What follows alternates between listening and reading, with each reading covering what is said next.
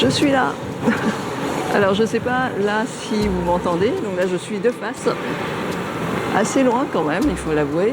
On va voyager dans cette vidéo, on va en profiter pour partir dans les rues de Taipei, de Tokyo et de Séoul à l'occasion du test d'un kit de micro sans fil. Ça s'appelle le Saramonic Blink 500 Pro X V2. C'est un peu long comme nom.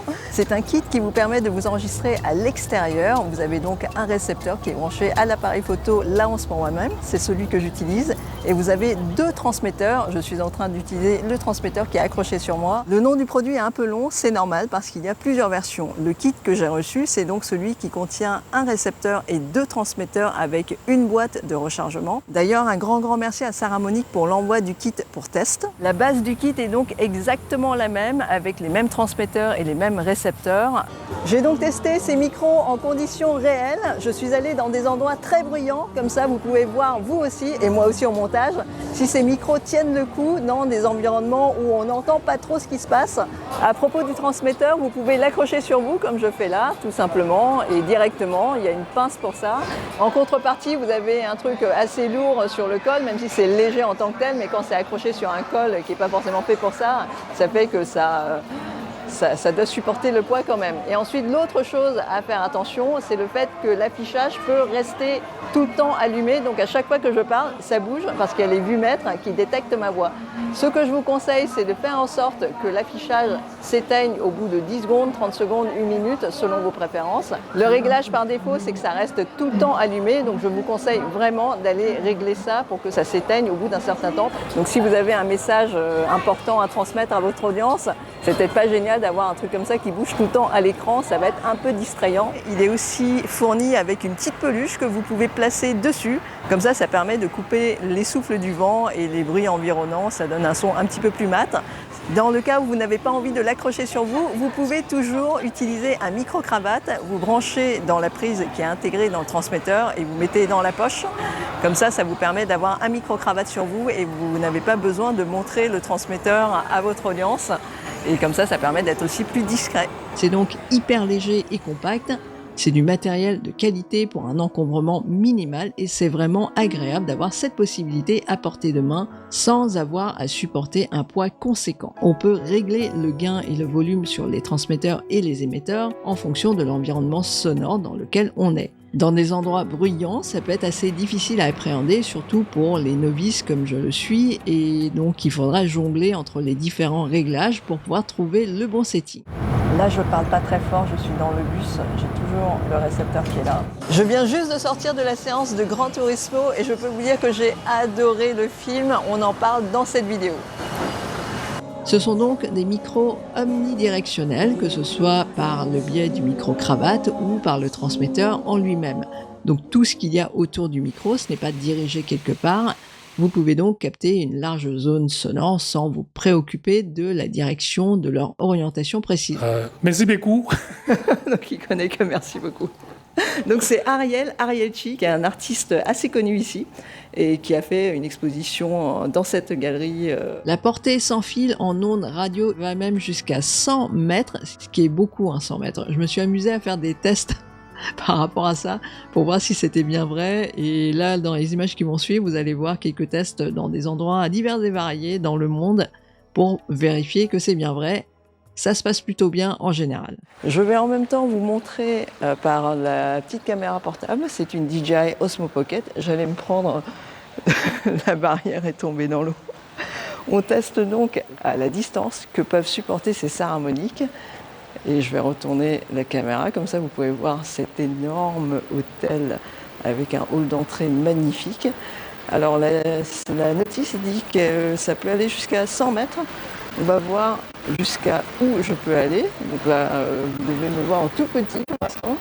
Je me retourne. Vous voyez là, je compterai après les pas pour savoir combien c'est. Et je vais aller tout au bout, je pense. Comme ça, on verra quand est-ce que ça coupe. On continue dans le test. Je me suis mise à côté de la chute d'eau du centre commercial. J'ai le récepteur, j'ai toujours le micro-cravate. Et là, je suis en sensibilité 1. On va augmenter la sensibilité petit à petit. Là, je suis à 2. je suis à 2 pour la sensibilité. Je suis toujours à côté de la chute d'eau qui fait un bruit ambiant, qui est régulier. Et je vais passer à 5. Là, je suis à 5. Et là, je vais passer à 6. Je pense que là, ça va être un peu trop bruyant. On doit entendre bien la chute d'eau. Et comme c'est un test d'éloignement, je vais partir sur les escalators que vous voyez là pour voir jusqu'à quel point je peux toujours être entendu sur le son de la caméra qui est en train d'enregistrer. Et je monte, on se croirait dans un jeu vidéo en fait. Faut que je continue à parler parce que c'est quand même un test d'éloignement. Ce que je peux vous dire sur ce mall, c'est un mall qui est assez ancien. Un mall qui a au moins 10-20 ans si ce n'est plus. Et c'est un endroit qui s'appelle The Mall, tout simplement. Je suis dans la rue maintenant. C'est une rue assez calme. Il y a quelques passages de scooters et de voitures. Mais ça va, dans l'ensemble, c'est pas la grande circulation. Et là, je suis toujours avec le micro-cravate qui est accroché. Et toujours à propos de l'utilisation, le récepteur est doté de 2 prises de sortie, une en line-out et une prise casque. Le line-out sert notamment pour passer le son de la prise micro vers votre caméra. Et la sortie casque, c'est pour le monitoring de votre son directement sur le récepteur. Vous pouvez donc brancher un casque dessus pour voir si le son passe bien depuis les transmetteurs. C'est notamment pour pallier aux appareils photo et aux caméras qui n'ont pas de sortie micro, comme c'est le cas par exemple pour ma petite caméra, le Sony ZV-1. Une autre grosse caractéristique de ces Saramonic, c'est qu'ils sont fournis avec une boîte qui vous permet de les ranger. Alors c'est une petite boîte qui est assez grosse quand même, mais ça vous permet de les recharger en plus. Donc avec l'autonomie d'à peu près 8 heures, ça vous permet d'avoir 2 fois 8 heures et de pouvoir les recharger pendant que vous êtes en déplacement. Il y a quand même un petit défaut à ce système, la boîte est assez encombrante, c'est assez gros.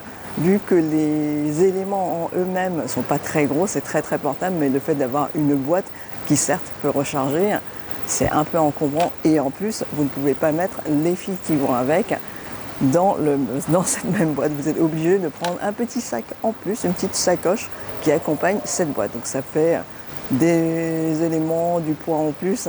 Et quand on fait de la vidéo et de la photo, généralement, comme on a beaucoup d'équipements, je trouve que c'est un peu dommage. Et le fait que ce soit portable à la base, là, ça devient beaucoup moins portable et on est obligé de penser aux câbles, sinon ils sont inusables. On ne peut pas s'en servir si on n'a pas le câble pour pouvoir le brancher sur le smartphone ou sur votre caméra ou sur d'autres éléments.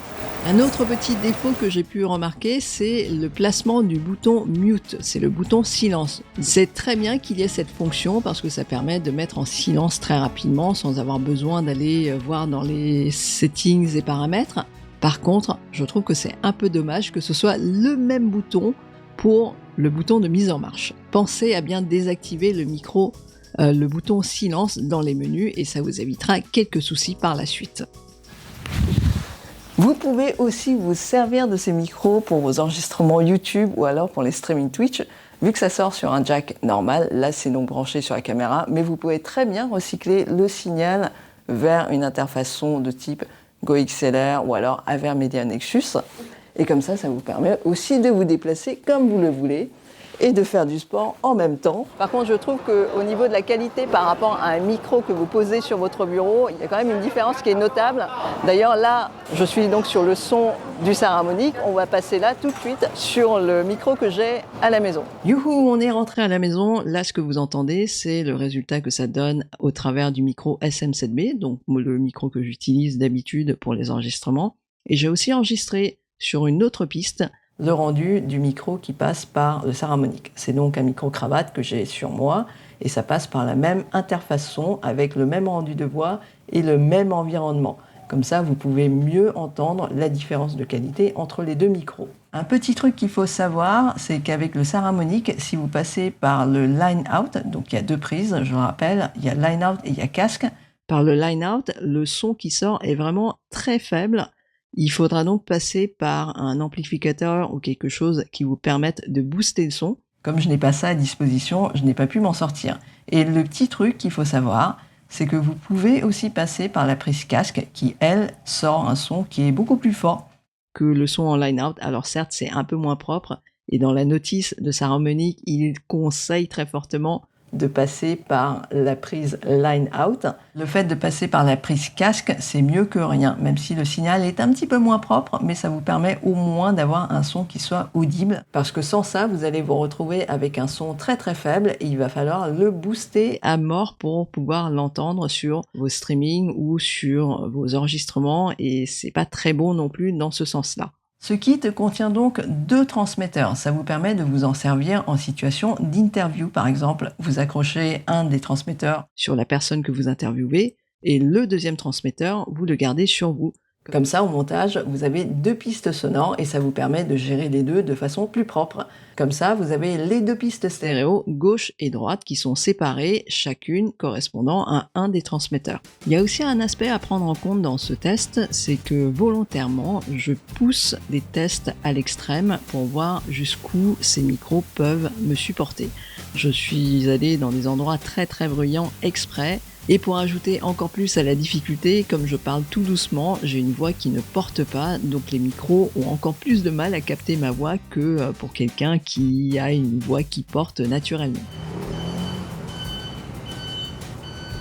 Ça fait donc beaucoup de difficultés à maîtriser et je trouve que dans l'ensemble, ces micros s'en sortent plutôt bien, surtout quand on sait quel réglage il faut faire par rapport au récepteur, au transmetteur, mais aussi à la sensibilité de la caméra en elle-même. On a donc l'avion à l'effigie de Pokémon avec des stickers à l'extérieur et à l'intérieur ils ont mis des couleurs RGB un peu partout, c'est vraiment très joyeux comme ambiance.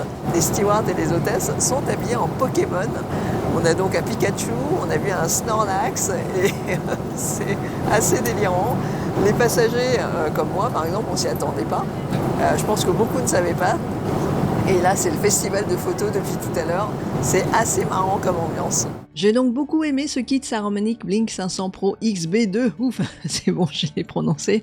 Dans l'ensemble, j'ai aimé son côté léger et compact avec une qualité sonore qui est très bonne pour des affaires portables comme ça. C'est un super produit qui se défend en plus pas mal au niveau prix. Le kit que j'ai pu tester vaut dans les 280 € pour donc 2 transmetteurs, le récepteur avec la boîte de rechargement, les 2 câbles TRS et TRRS, les 2 micro-cravates qui sont inclus, le tout pour 280 €. Il existe aussi des versions où le récepteur est en USB-C pour les smartphones ou alors en Lightning pour les iPhones. Je n'ai pas pu les tester, mais sur le principe, c'est à peu près le même. Et voilà, j'espère que cette promenade dans Taipei et dans Tokyo vous a plu. Comme vous avez pu le constater, je me suis beaucoup amusée à faire ce test. J'espère que ça vous a plu. Si c'est le cas, n'hésitez pas à m'en faire part dans les commentaires, à liker la vidéo et bien sûr, à vous abonner si ce n'est déjà fait. Quant à moi, je m'appelle Gia, pour ceux qui ne me connaissent pas, je vous souhaite une excellente journée et sur ce, je vous dis à très bientôt.